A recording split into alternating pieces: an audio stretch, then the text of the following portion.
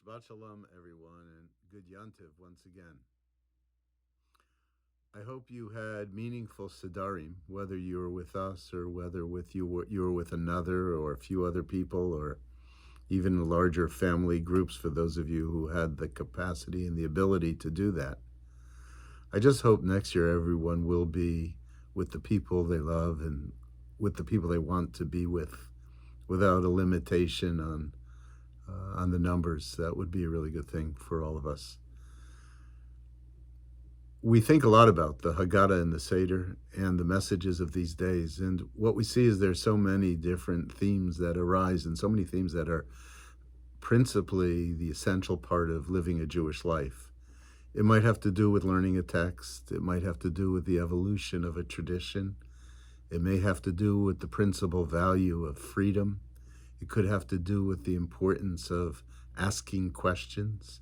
It may have to do with the importance of family. And certainly for everybody has a lot to do with food.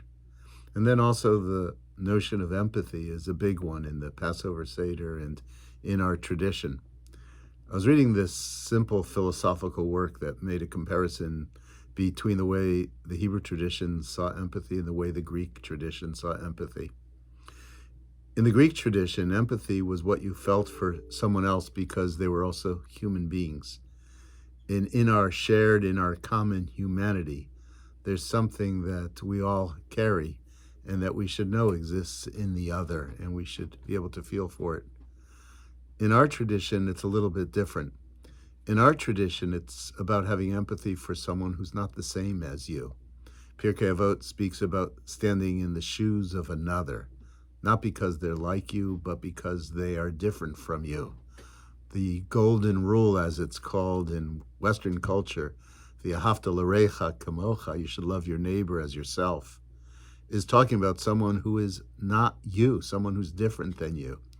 And so there is a call in our tradition to be able to empathize with those who are different than us. That's challenging, especially at a time and in a world where there are such strong divisions between people, and there's such a quickness, such a quick way that people judge other people who aren't like them, don't hold their opinions. But that's the challenge that our tradition puts on all of us, and that is to figure out what it is in the one who is so different that you can empathize with. How do you feel for the one who you truly disagree with?